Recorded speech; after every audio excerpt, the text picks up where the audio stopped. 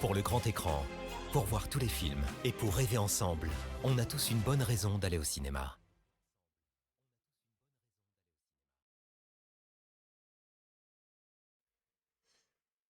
Bonjour à toutes et à tous, le micro marche. Waouh, le micro marche. Je l'avais pas vérifié.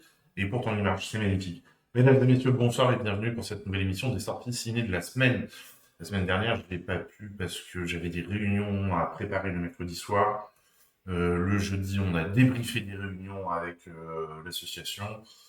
Donc le vendredi, je sais plus ce que je faisais, mais j'avais d'autres choses de prévues. Donc du coup, j'ai pas eu le temps la semaine dernière de faire l'émission.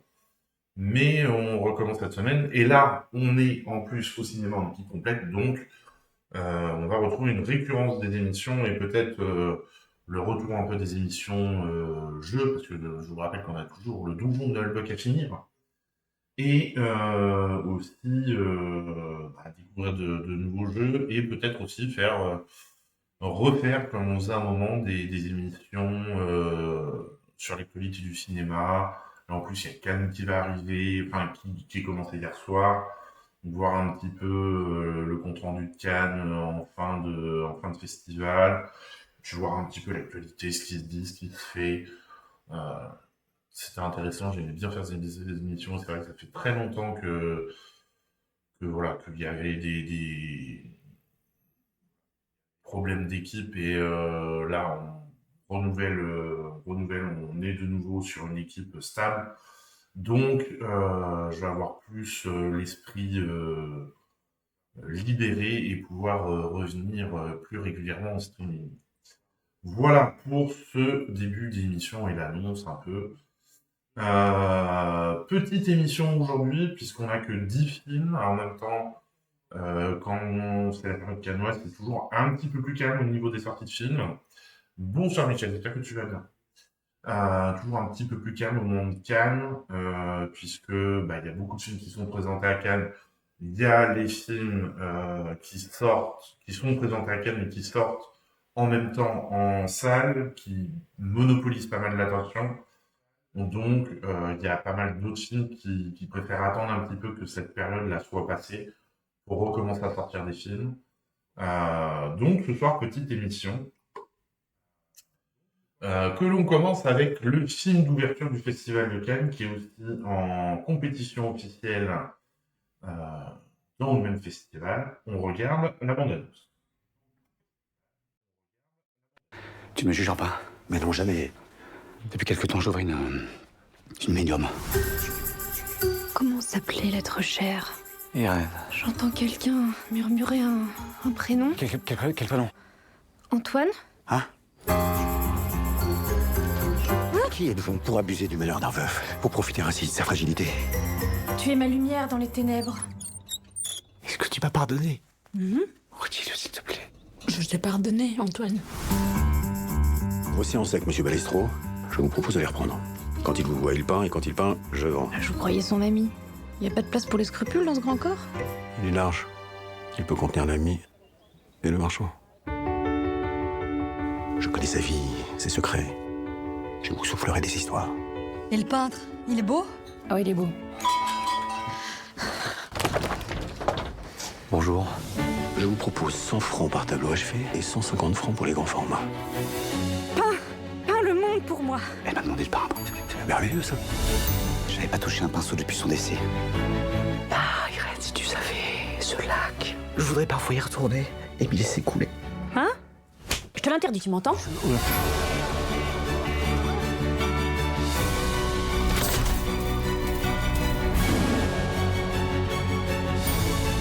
Il m'embrassait. Elle aussi l'embrassait, mais c'était à moi qui rendais ses baisers. Et plus elle apparaît. Bah moi il me voit.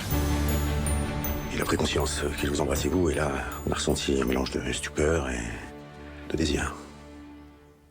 Ah oui? Et aussitôt de honte, attention. Ah bon?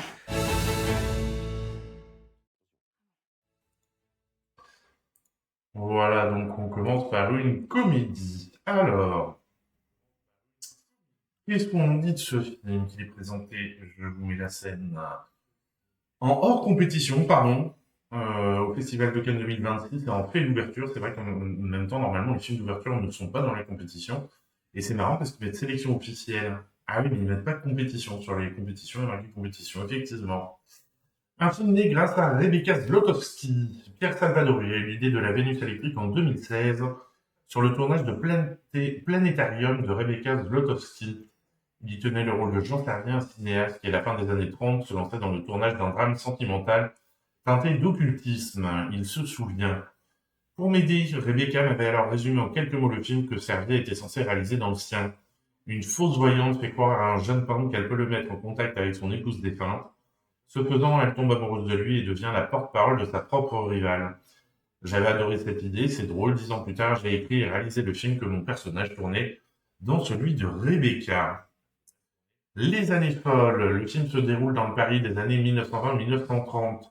Pierre Salvadori a tenu à conserver cette époque dans laquelle se déroule également Planétarium, car c'est une période où l'occultisme était en vogue en raison de l'effondrement des religions et du besoin persistant de croire. Ce cadre temporel permettait également de rendre la crédulité du personnage principal plus crédible. Nous avons essayé d'en faire un film contemporain, mais cela ne fonctionnait plus. En 2020, Antoine devenait trop candide ou trop crédule, tandis qu'à la fin du 19e siècle ou au début du 20e, cela en fait un personnage ouvert et curieux. Une idée enthousiasmante. Pierre Salvadori a été d'emblée séduit par l'idée de Rebecca Zlotowski et y a vu un dispositif qui pourrait s'amplifier en générant seul sa propre fiction. Sans péripéties extérieures, ce petit prélude à un scénario semblait déjà tout contenir et m'offrir la possibilité d'inventer une pure comédie où les personnages seraient constamment tiraillés entre sacrifice et intérêt personnel, entre manipulation et abandon. Un long processus d'écriture. Le scénario de la Vénus électrique a mis du temps à voir le jour. La première version datant de mars 2018. Pierre Salvadori a d'abord travaillé sur la structure avec Benjamin Charbit avant que ce dernier ne se consacre à un projet personnel. Le réalisateur a poursuivi l'écriture avec Benoît Graffin. Je n'aime pas vraiment écrire, mais j'aime retrouver Benoît pour le faire. C'est notre 7e film ensemble et j'ai l'impression qu'on court tous les deux après un même idéal de film qui nous porte. Un récit teinté d'ironie, de souffrance et de légèreté, de burlesque aussi. Une fois le scénario écrit, Salvadori s'est consacré, comme à son habitude, à l'adaptation et au dialogue seul. De fait, c'est le début de la réalisation, les in, le rythme des dialogues, les descriptions induisent déjà les plans et le ton.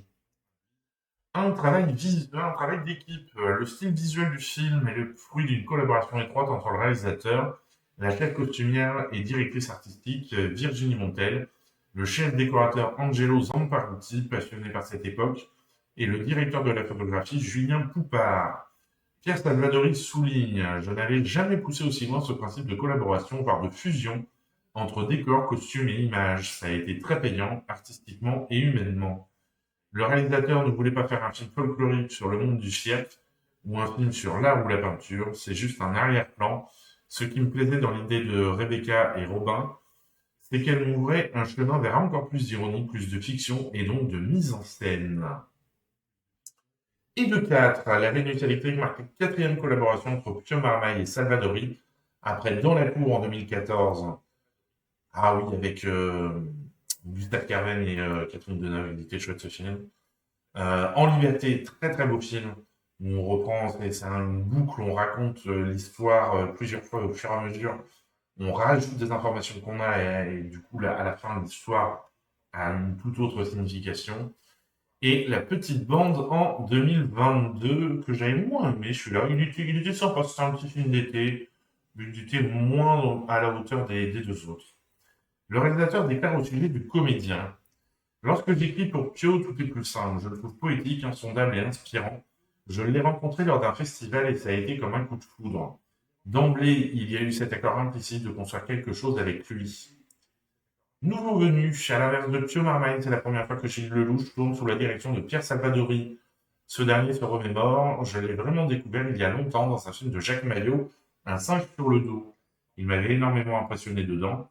Le réalisateur ne tarde pas d'éloges sur lui, Gilles éclaire le texte, le rend simple, même lorsqu'il est un peu trop écrit, il en extrait tout ce qu'il peut en sortir, sans jamais en faire trop. Il comprend immédiatement le ton du projet et se met très vite à parler la langue du film. Il joue le film et pas le rôle. Ça, c'est beau. Au niveau presse, on est à Cannes. J'ai vu qu'à la fin de la séance à Cannes, là, il y a eu une standing ovation assez conséquent, qu'est-ce qu'on nous dit les inrogues, surtout si le film en question est aussi accompli jubilatoire qui prend à exalter les propriétés du spectacle et de la représentation, que la Vénus électrique, réussite totale qui constitue le couronnement de la carrière patiente et remarquablement cohérente de Pierre Salvadori. Bon, tout le monde est plutôt... voilà, faut vraiment aller loin pour halluciner, qui est un petit peu critiquette. Ah, les critiquettes, ils aiment bien. Pourquoi est-ce qu'ils ont moins aimé? Dommage que la dynamique au cœur du film se dilapide dans un horizon essentiellement scénaristique. La vie est un roman et le cinéma de Salvadori, derrière ses aspirations visuelles, tient davantage de la littérature. Ok, ben c'est leur avis. Il faudra aller voir le film en salle pour se faire le nôtre. Alors, Best Viewer, ça s'en va. Bon, on fait déjà attaque. Hop, Bel Air. Merci, au revoir. On passe au film suivant avec un gros changement d'ambiance puisque c'est le film L'Abandon. Sur les derniers jours de Samuel Paty, on regarde la bande-annonce.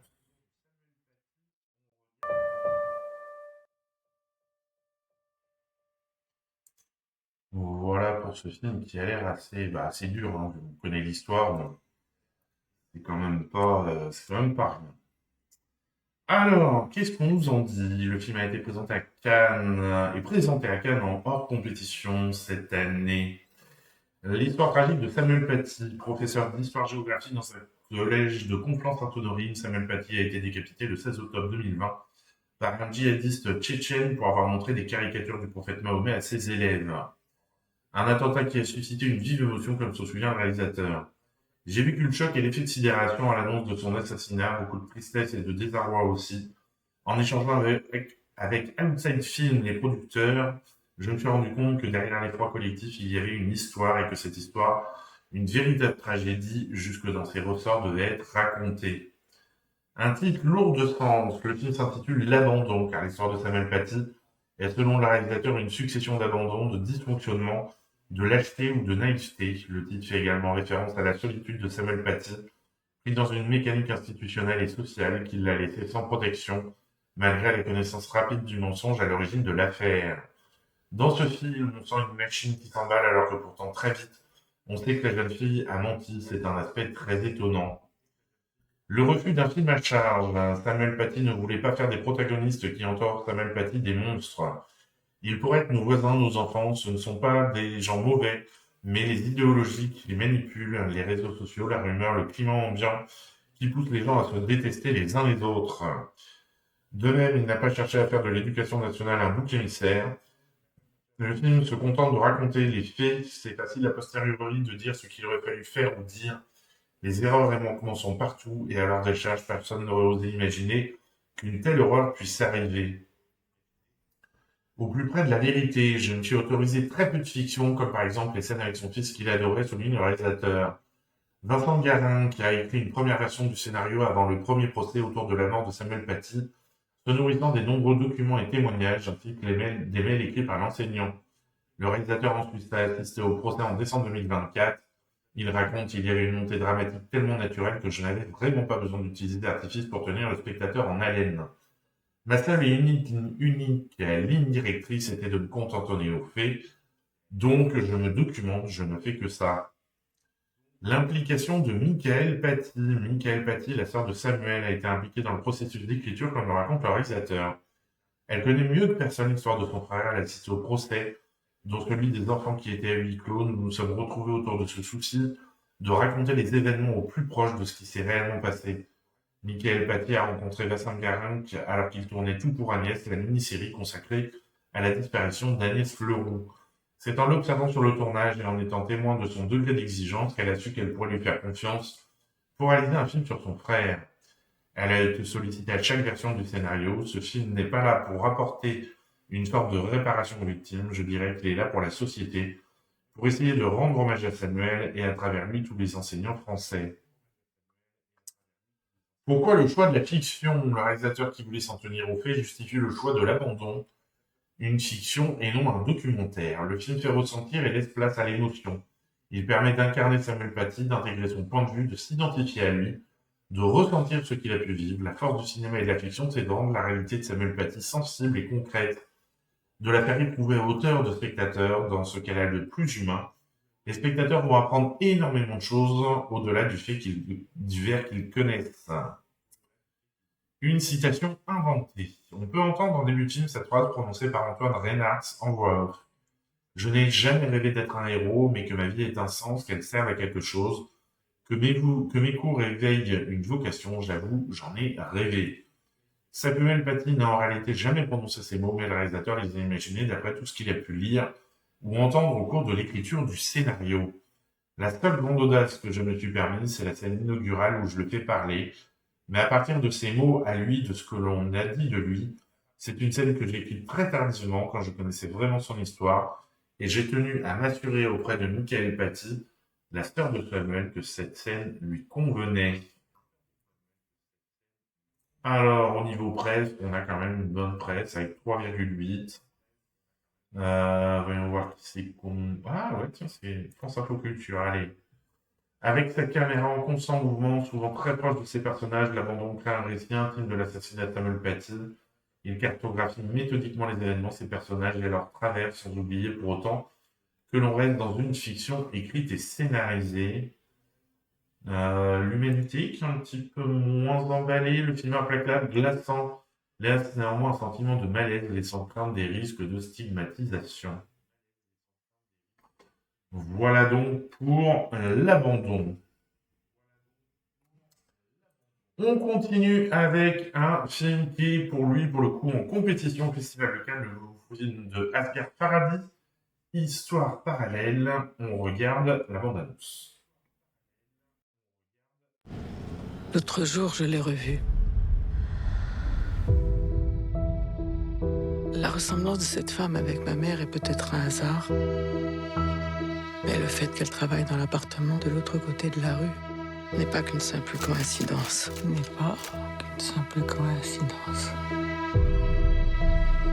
Comment tu fais pour écrire ces histoires?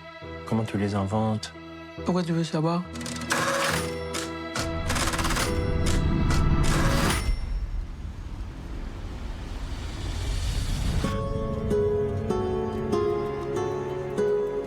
Adam, enchanté. Pourquoi t'as fait ça? Je voulais la connaître. Mais ça devient chaud, là. Arrête de tout mélanger. Je suis pas la fille de son histoire.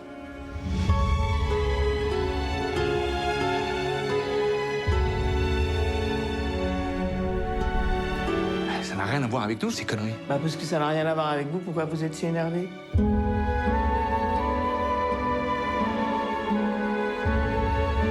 Ça vient pas de nulle part, tout ça. Je suis désolé, excuse-moi. Qu'est-ce qu'on m'emmerde là, hein? Tu sais ce que j'en pense? Les gens se comportent plus comme ça aujourd'hui. Ah oui, se comporte comment? T'approches pas de moi.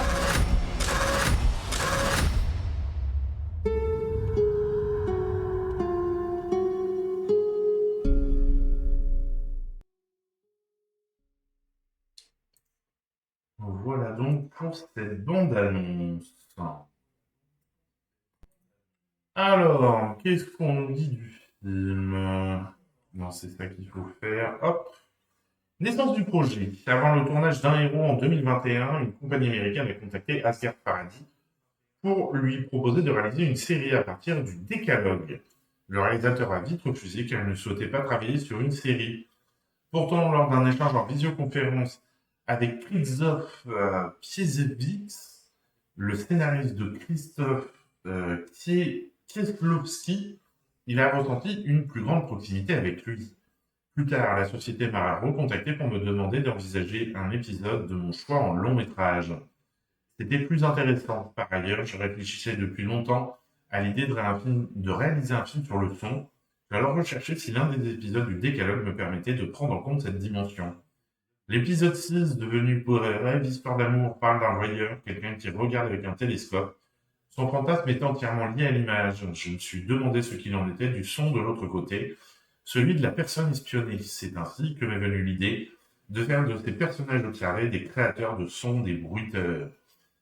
Avec mon co-scénariste Saïd Faradi, qui se trouve être aussi mon frère, nous allons commencer à développer un scénario autour du triptyque image, son, écriture, en fait une histoire autour de la créativité de l'imaginaire. Cannes 2026, Histoire parallèle est présentée en compétition au Festival de Cannes 2026. Une habitude pour Asghar Farhadi, qui a entre autres obtenu le prix du jury œcuménique en 2013 pour Le Passé, le prix du scénario en 2016 pour Le Client et les grands prix en 2021 pour Un héros, ex-aequo avec compartiment numéro 6 de Gio Koosmanen. Regardez Paris comme un Parisien. Histoire parallèle se passe à Paris sans qu'il n'y ait aucun plan général sur la ville ou un quartier. Comme pour Le Passé, Asghar Farhadi voulait éviter les images touristiques de la capitale française. Je souhaitais regarder Paris comme un Parisien. Souvent, en fonction de mon lieu de résidence, je passe par le boulevard Saint-Martin. J'ai toujours aimé le graphisme de ce lieu avec ses 2 niveaux et ses rambardes. J'avais envie d'y tourner. En voyant le film, on a l'impression qu'il y a 2 appartements avec le boulevard entre les deux. En réalité, on a tourné dans 6 lieux différents. Côté photographie, Asghar Farhadi a pour la première fois fait appel à Guillaume Defontaine. Avec Histoire parallèle, le cinéaste voulait que les univers de la fiction et de la réalité se distinguent, mais d'une manière subtile. Nous avons utilisé des optiques anamorphiques ou recouru à certaines fantaisies pour l'univers de la fiction par exemple, en couvrant l'objectif d'un bas pour diffuser l'image. Nous avons aussi tourné une séquence du passé avec une caméra Bolex pour lui donner une dimension un peu onirique à l'ancienne. Par ailleurs, toute la partie sur la réalité a été tournée en caméra à l'épaule, tandis que les séquences de fiction étaient souvent réalisées en steadicam.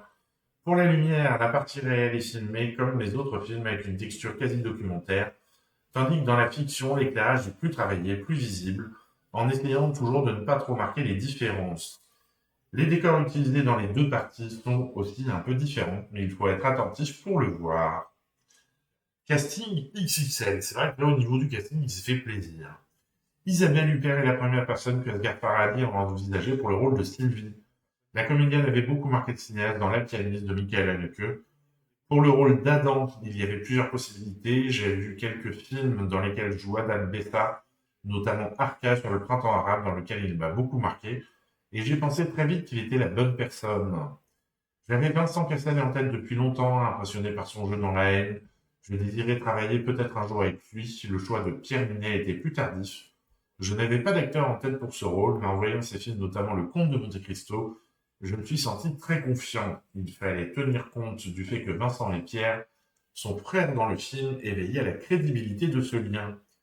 J'avais fait la connaissance de Virginie Efira au Festival de Cannes où je l'avais croisée brièvement.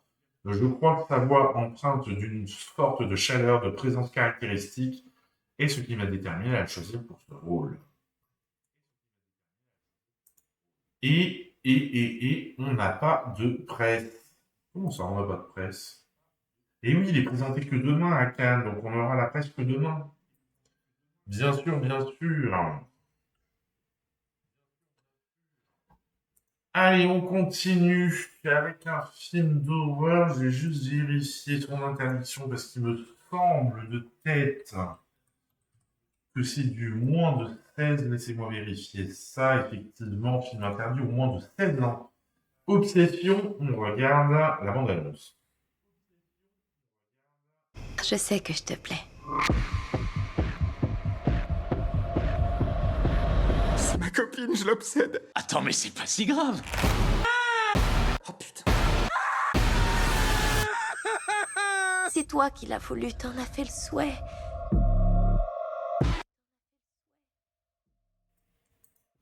Voilà, une bande-annonce très courte, mais qui met l'ambiance, hein, on va pas dire le contraire. Donc, rappel interdit au moins de 16 ans, pensez à vos pièces d'identité justificatives d'âge si vous êtes sur la limite de l'âge. Autrement, les entrées peuvent vous être refusées. Un documentaire qui sort sur Iron Maiden. On regarde cette bande-annonce.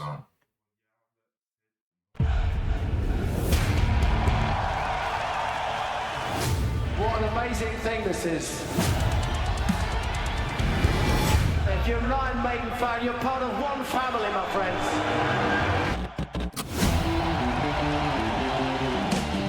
Gods of metal. We were playing locally around East End of London. It started to snowball for us. We were picking up fans for the first gigs we did. Whenever I see a Maiden shirt out in the wild, throw you the horns. Any long career is going to have ups and downs, and you just kind of ride with it.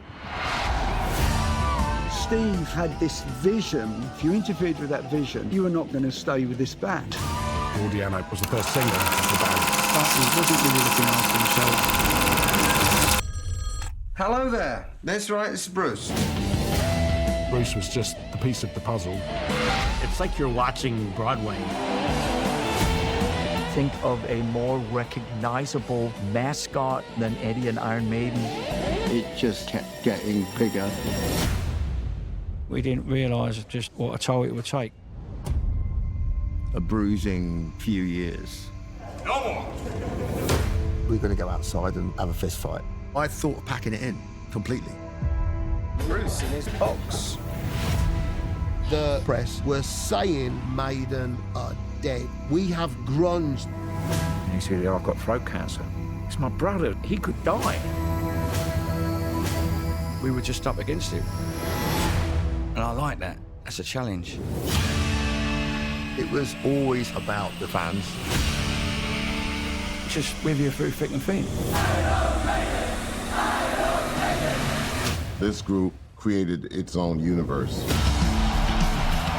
They belong together. Iron Maiden hit rock bottom in order to become the greatest band in the world a second time.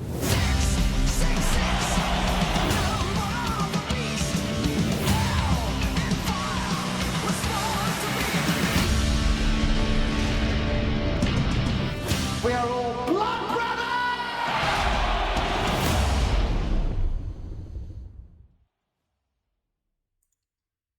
Voilà. Moi, un film que j'ai hâte de voir, hein, parce que Iron Maiden, j'aime beaucoup. Ils ont des musiques emblématiques. Merci beaucoup, le Val du Havre, pour ton 10e mois d'abonnement. Je pense qu'on peut applaudir. Si vous voulez les applaudissements, c'est là. Merci beaucoup et bonjour à toi. J'espère que tu vas bien. Hop. Et donc, ouais, hâte de voir ce film. C'est vrai que le personnage de Eddie, la mascotte, est quand même emblématique. Et ils ont des musiques qui sont assez extraordinaires et qui sont devenues mythiques maintenant. Donc, vraiment hâte de voir ça. Allez, on continue avec une comédie plus légère. Élise sous emprise. On regarde la bande-annonce.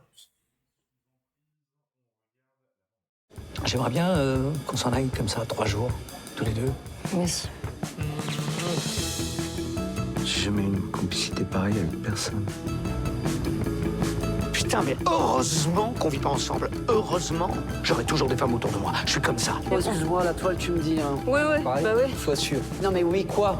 Tout se passe bien? Les répétitions? Non, là, j'ai l'impression qu'on est bientôt prêt. Alors oui, c'est donc le... Ça va mieux, toi? J'arrive pas à respirer. Si tu peux pas le vivre, c'est pas grave. Élise? On arrête. Élise? Ce qui déclenche la première crise de panique, c'est quoi? Certaines peurs peuvent tout à fait se développer à partir de situations relationnelles répétitivement anxiogènes. Tout d'un coup, ça démarre. Et là, je sens le truc monter. C'est fort ce que vous m'avez donné, non? J'ai l'impression qu'il y a les dossiers qui avancent. Cette tétanie peut être provoquée par une peur soudaine, un stress. C'est à vous, les chèvres? J'essaie de la rassurer. Vu l'état du monde, je vois pas bien ce qui pourrait la rassurer. Hein. Pourquoi t'es pas avec les grands? C'est pas si simple hein, de comprendre ce pourquoi on est réellement fait. Quoi. Faut replonger dans l'arène, fatiguer la peur.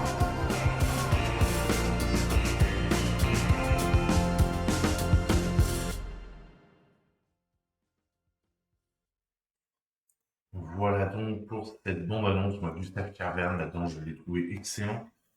Marie Raymond, il me semble que c'est son premier film, et elle joue en plus dedans, elle est excellente. Une histoire bien menée, simple, mais voilà, on passe un très très bon moment devant. Qu'est-ce qu'on nous dit de ce film? Point de départ. En 2011, Marie-Raymond se trouvait dans un train vers le sud avec l'homme qui la tenait sous son influence depuis 10 ans. La cinéaste est descendue à Avignon, incapable de rester plus longtemps dans ce train dans lequel elle n'arrivait plus à respirer. Elle se rappelle, je multipliais depuis quelques mois les crises de panique. Dans le relais H de la gare, je suis tombé sur le livre Open d'André Agassi, et dès la première page, j'ai senti que la situation d'emprisonnement décrite faisait écho à quelque chose. Quelques mois plus tard, j'adaptais avec 2 amis ce livre au théâtre. En réalité, c'est le point de départ du film, même si j'ai mis des années à l'aborder. Le choix José Garcia. Pour jouer Léopold, Marie-Raymond souhaitait quelqu'un avec une aura solaire qui puisse envoyer des signaux contradictoires. Un capital sympathie et d'humour auprès des spectateurs, quelqu'un capable de partager une grande complicité et l'instant d'après de pouvoir être blessant. Dessiner dans ce personnage quelque chose d'un peu burlesque, d'un peu comédie italienne, ça me plaisait aussi. C'est une façon de mêler le ridicule à la dangerosité. Souvent, on montre l'un ou l'autre, mais la combinaison de ces deux choses existe. José Garcia est un acteur formidable, souvent cantonné à un certain type de cinéma, même si cela change ces dernières années. Il est inattendu en Léopold, on est surpris de le voir passer de la tendresse à une extrême froideur la seconde d'après. Par ailleurs, si le personnage dégage un charisme, un humour, une complicité avec Élise, il est plus facile de comprendre comment la relation d'emprise peut exister, ce qui la fait rester dans cette relation dans laquelle elle est malmenée de bout en bout. Qu'est-ce que le trouble panique? Le trouble panique n'est ni une dépression ni une crise d'angoisse isolée. On parle de trouble panique à partir du moment où la peur excessive se déclenche de manière répétée pendant plus d'un mois, avec la crainte perpétuelle d'avoir une nouvelle attaque de panique. Lorsque les attaques de panique se répètent, elles vont prendre la forme d'une affection particulièrement invalidante, le trouble panique. En raison du caractère très pénible des attaques de panique, les personnes qui en souffrent redoutent par-dessus tout d'avoir d'autres crises et craignent les conséquences de celles-ci, mort ou folie. Bon nombre d'entre elles sont persuadées de souffrir d'une maladie organique que les médecins seraient incapables de diagnostiquer et multiplient les examens médicaux et les consultations auprès de spécialistes. D'autres en viennent à modifier considérablement leur mode de vie en renonçant à certaines activités, sorties, déplacements, professions qui pourraient les exposer à des crises de panique. Christophe André, Psychologie de la peur, Odile Jacob, 2004. Groupe de parole. Élise sous emprise démarre sur un groupe de parole, une manière de rendre hommage aux bienfaits des discussions, des échanges entre personnes concernées par les mêmes symptômes. Après avoir traversé ces crises de panique, j'ai éprouvé le besoin de recueillir la parole de gens à qui cela était arrivé. Je trouvais troublant de voir décrites exactement les mêmes sensations dans les récits des uns et des autres, notamment dans le fait que ces épreuves immenses étaient indécelables par l'entourage, parce que bien souvent les personnages concernés préféraient trouver des parades, mensonges, pour continuer à vivre malgré ces symptômes plutôt que d'avouer leur détresse au grand jour. Une fois la spirale installée, il ne suffit pas de trouver la cause pour reprendre une vie normale. Les symptômes ont souvent déjà pris leur autonomie. Les personnes interrogées ont frappé par l'extraordinaire humour et le décalage dont elles faisaient preuve en racontant leurs aventures, se rappelle Marie-Raymond. Et donc, qu'est-ce qu'on a comme presse là-dessus? 3 sur 5, quoi, c'est pas mal. Cinématiseur, qu'est-ce qu'il nous dit? Succession de scénettes prêtant à sourire et les sous-emprises à la légèreté de programmes courts ou des comic strips publiés dans les quotidiens tout en tenant la route en grand format, tout à fait. Qui c'est d'autre qu'on aime bien? Abus de ciné. On retient au final malheureusement moins la réflexion sur le mal-être face à une époque et ses exigences que le caractère confus d'un personnage à un moment en roue libre. Ouais, ils sont durs à butiner là. Et de temps en temps, à butiner des petites comédies comme ça, légères, où on passera 3 heures à se remettre du film parce qu'on a vu les pires horreurs de la Terre. C'est bien aussi pour le ciboulot. Allez, on passe au film suivant qui était en compétition au Festival de Cannes, film de Rodrigo Sorogoyen. On regarde la bande-annonce.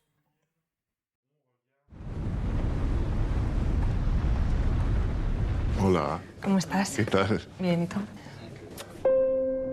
Hace muchos años, ¿no? 13 años. Bueno, la película se llama Desierto. Y que me encantaría que fueras parte de ella y que fueras el personaje de Gabriela. Vale, corta. ¿La gente de la peli sabe que eres mi padre o qué sabe? No vamos, eso no va a ser nunca un problema, Emilia. Bueno, para mí sí, quizás.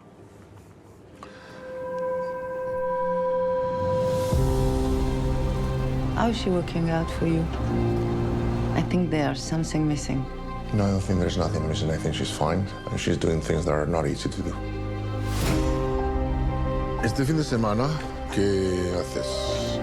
No, es que viene mi familia. Ay, the lemon one was my favorite too. ¿Tú sabías eso? ¿El qué? Que mi favorito era el de limón.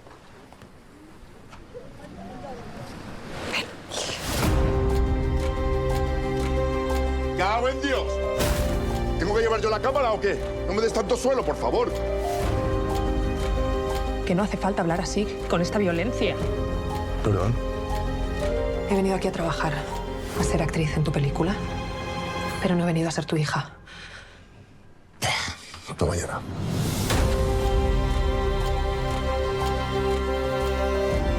Es una historia de traición, es una historia de abandono. ¡Ay, ha llegado! Es una historia de amor. Es una historia de gente que no puede mirarse a los ojos.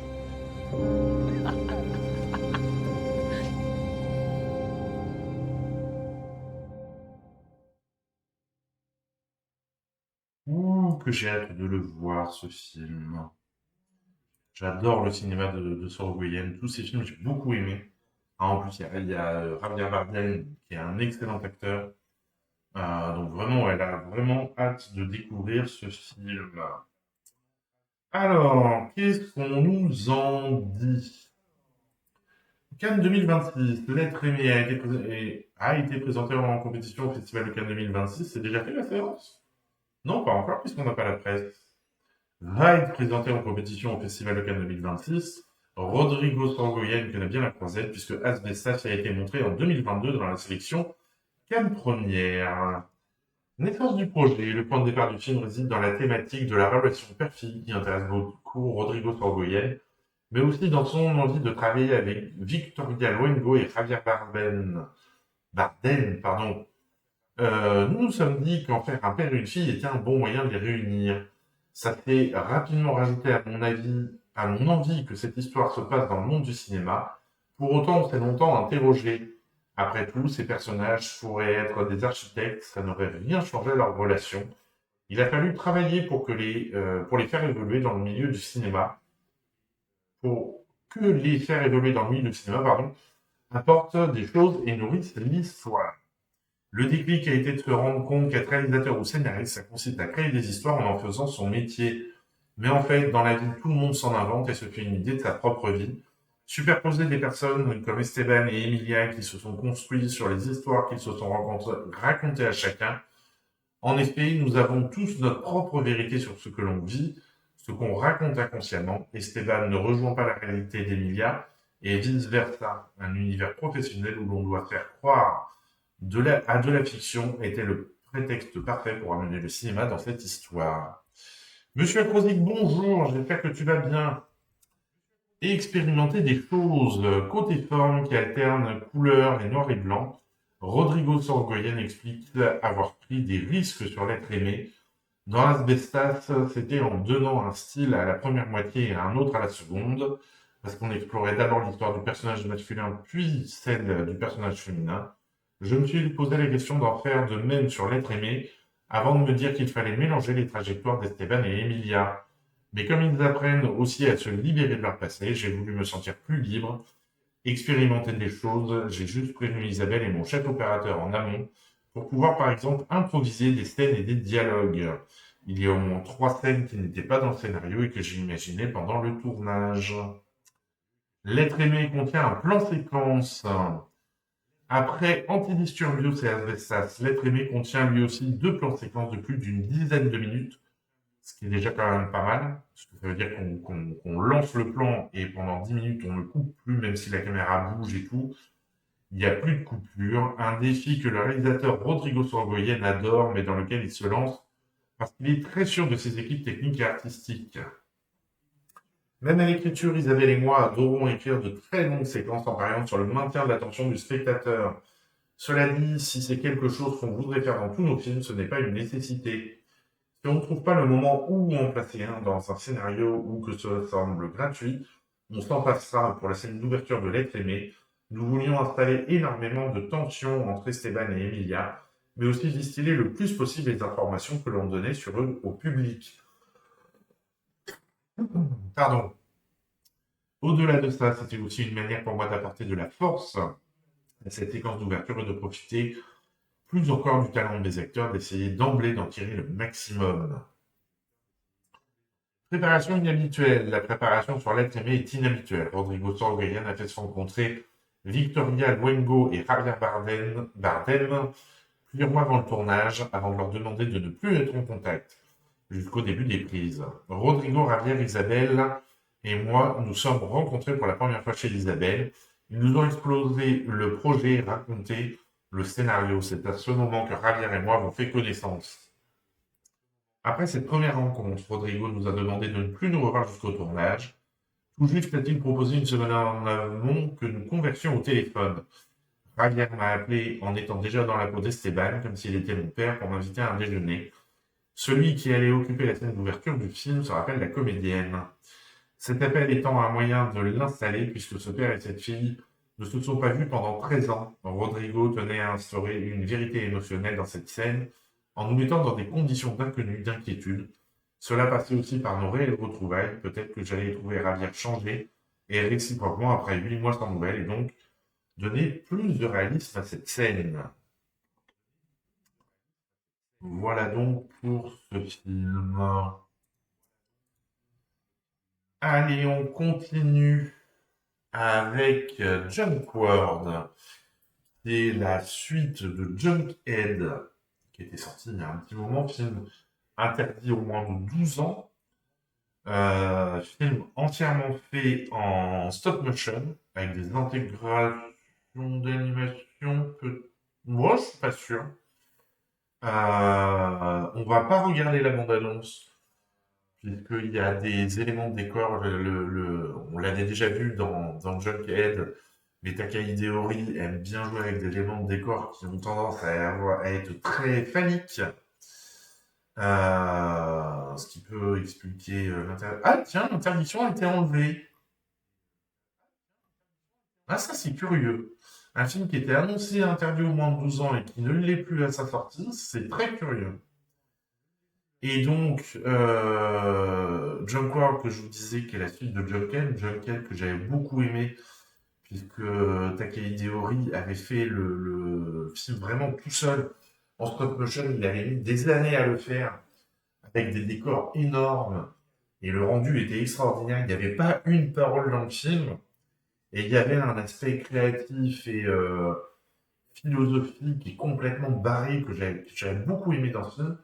Junkworld, j'ai bien aimé aussi, mais je suis un peu plus sur la réserve. Peut-être parce que c'est beaucoup plus construit. Il y a des dialogues, il y a plus de personnages. Du coup, je sais pas. Un ensemble qui fait que je m'attendais pas à ça quand on annonçait une suite à Junkhead. En tout cas, vu qu'on peut pas regarder la bande-annonce, je suis en train de la regarder en même temps parce que sur la page Allociné, elle tourne quand on est sur la page des synopsis. Et effectivement, on peut pas la passer sur Twitch. Donc, le synopsis. Dans un futur lointain, une équipe d'humains, clones et cyborgs explore un empire robotique souterrain, mais tombe dans une embuscade de cyborgs rebelles. Un voyage dans le temps et les dimensions plus de 1000 ans avant Junkhead. Donc, une suite qui se trouve en plus être un préquel. Alors, là, j'ai pas de... Non, une mauvaise surprise, là, non. Hop. Qu'est-ce qu'on nous dit de ce film ? Sélection au festival. Le film est tout d'abord sorti au Japon, avant d'être sélectionné dans différents festivals internationaux tels que ceux de Toronto, Night Vision Festival Film International en Finlande, ou encore le Festival International du film fantastique de Gérard Mer, et effectivement, c'était une nécessité qu'il soit là-bas. Deuxième round, Junkworld s'inscrit dans le deuxième opus, comme le deuxième opus d'un long métrage, également réalisé par Takahide Ori, qui est sorti en 2017 déjà. Putain, c'est si vieux que ça. Junkhead. Trilogie Junkworld se déroule 1042 ans, parce qu'il faut être précis, avant Junkhead. Un troisième épisode viendra clore ce qui sera donc une trilogie. Takahide Ori a fait savoir que ce nouveau film se situera plusieurs années après Junkhead. Petite équipe, pour Junkhead, le réalisateur avait commencé à travailler en autodidacte en souhaitant tout simplement donner vie aux images qu'il avait en tête. Cela lui avait demandé, je vous disais qu'il avait mis énormément de temps, 7 ans de travail avec une équipe d'environ 3 personnes. Avec John Ward, les choses étaient légèrement différentes puisqu'ils étaient désormais 6. Pour faire un travail de stop motion, le film fait 1 heure... Attendez, je reviens sur la fiche. Le film fait 1h45. 1h45 sur une stop motion qui est vraiment... Vous irez voir de votre côté le rendu. Une stop motion qui est vraiment très qualitative, où des fois, on se demande si c'est vraiment de la stop motion et pas du film. C'est pas tant que ça. En outre, le film n'a demandé au travail que 3 ans de travail. En même temps, à 3, ils ont mis 7 ans. À 6, ils mettent 3 ans divisé par 2. C'est logique. Une invitation. Takahide Ori a construit son film comme une invitation à entrer dans un univers à la fois étrange, inconfortable et vivant. Même si le cinéaste ne s'attend pas à ce que les spectateurs comprennent tout, ça c'est sûr qu'on ne comprend pas tout, il espère néanmoins que ce dernier acceptera de s'y perdre, mais également de regarder, d'écouter et de ressentir. Innovation. Par rapport à la préparation de Junkhead, Takahide Ori a noté un certain nombre d'avancées technologiques. En effet, le premier film avait nécessité des procédés analogiques avec la création d'un prototype en argile puis d'un moule en plate pour fabriquer une seule figurine. Cette fois-ci, les choses étaient différentes, puisqu'entre le premier et le deuxième film, la technologie d'impression 3D avait commencé à se développer. Sur Junkhead, le réalisateur et son équipe ont modélisé en 3D sur ordinateur et imprimé les modèles, ce qui leur a permis de fabriquer les figurines sans jamais manipuler d'argile. Il s'agissait là du principal facteur d'innovation en matière de modélisation. En ce qui concerne les figurines animées en 3D, l'équipe a davantage utilisé l'animation en 3D plutôt que celle image par image, réduisant ainsi les efforts et les coûts de production. Effectivement, voilà, il y avait de l'inclusion 3D, c'est bien ce qui me semblait. Alors, la presse, 3,2, oui. On sent, oui, première. En même temps, première, c'est sûr qu'ils vont pas aimer. Les cahiers du cinéma, c'est sûr qu'ils vont pas aimer. Les fiches du cinéma, ils vont pas aimer non plus. C'est sûr, c'est pas du tout leur type de film.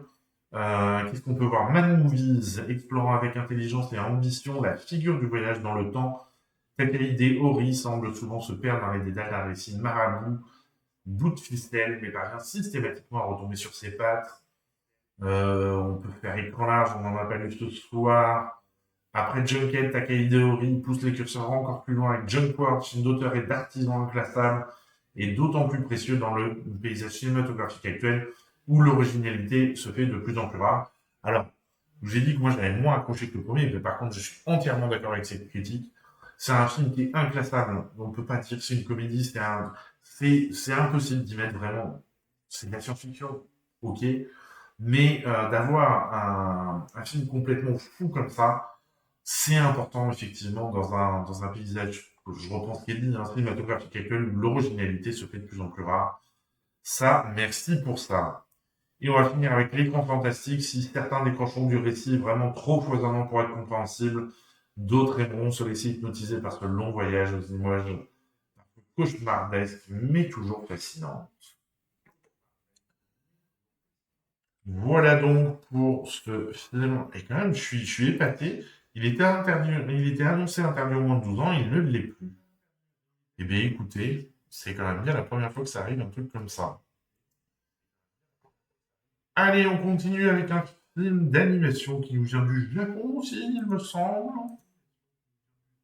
Voyons voir, faut que je vérifie ça quand même, que je ne dise pas de bêtises. C'est ça, ça nous vient du Japon.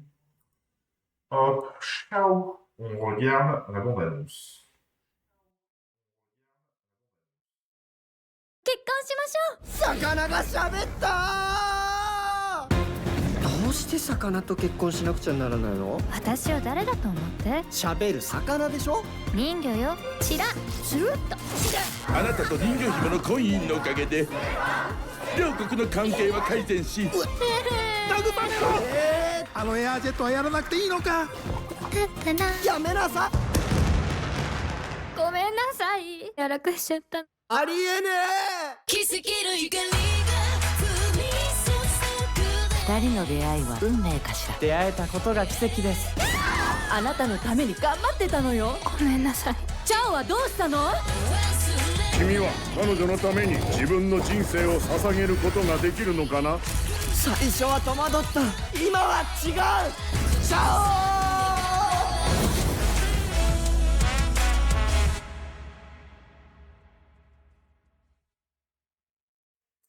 ！Voilà donc pour ce film d'animation japonaise, avec une animation moi, que j'aime bien, qui est différente de ce qu'on voit d'habitude.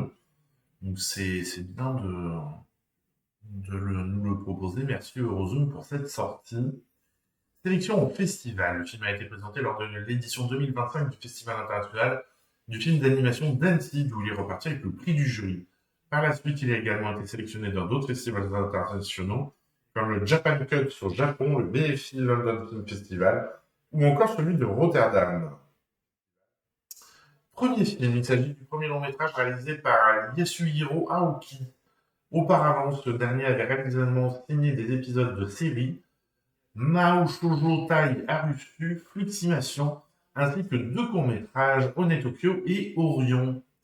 Adaptation. Chao est une libre adaptation du conte La Petite Sirène de Hans Christian Andersen, publié en 1837. Inspiration. Pour la cité portuaire qui sert de décor à l'histoire, Yasuhiro Aoki s'est inspiré de la ville de Shanghai en Chine. Différence. L'une des principales différences de Chao par rapport au conte d'origine réside dans les caractéristiques des personnages. En effet, là où l'héroïne du livre se caractérisait par sa fragilité, celle du film de Yasuhiro Aoki se distingue au contraire par sa force. De son côté, le personnage de Stéphane n'est pas vraiment un prince charmant, mais un jeune homme attirant, comme cela pouvait être le cas dans le conte, mais davantage un héros banal, presque pathétique. Un projet de longue date, Yasuhiro Aoki a été contacté il y a plusieurs années par la productrice Eko Tanaka, qui lui a remis le traitement du film. À cette époque, seul le concept de l'histoire était défini, puisqu'il s'agissait de la rencontre d'une fille et d'un garçon inspirés de La Petite Sirène. À la lecture du scénario, le réalisateur a tout de suite senti le potentiel du projet. Quelques années plus tôt, le séisme du 11 mars 2011 avait été un véritable traumatisme pour les Japonais. Toutefois, avec ce nouveau projet, Yasuhiro Aoki sentait qu'il pouvait réaliser un pur divertissement, totalement déconnecté de la souffrance engendrée par la catastrophe. Il s'agissait là d'un vrai défi puisqu'il fallait créer un univers inédit. C'est donc pour cette raison qu'il a accepté de réaliser le film. Et on a une très belle note, 3,5. La 7e obsession, un film lancé comme une vague débordante, ne cessant de nous surprendre tant par son graphisme punk que par l'intelligence mécréante de son acuité sociale. Oh, c'est joliment dit. Positif, qu'avons aimé, voyons voir. Tout ça fourmille de petites idées, déformation des visages et des corps, changements d'échelle radicaux, lancés à un rythme frénétique et malgré une écriture un peu datée concernant le personnage féminin, Chao finit par l'emporter dans sa dernière partie où l'émotion surgit sans prévenir, même s'ils sont un peu moins emballés. Ils sont quand même plutôt contents du film. Continuons avec... Allô? Vous n'êtes pas Ivan Galatin, dont on regarde la bande-annonce.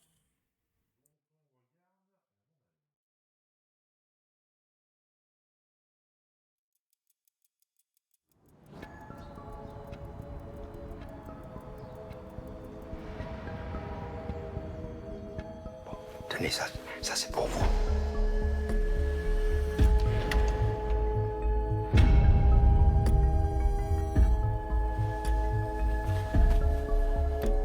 Ça vous intéresse pas ce que je dis? J'ai beaucoup de choses dans la tête. Je suppose que c'est pas pour aller aux fraises.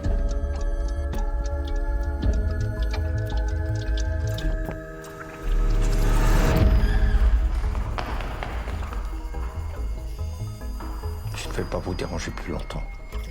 Tu ne te souviens pas de moi? On cherche beaucoup d'argent, mon pote. C'est pas possible, putain, que tu me racontes toutes ces conneries à 5h30 du matin.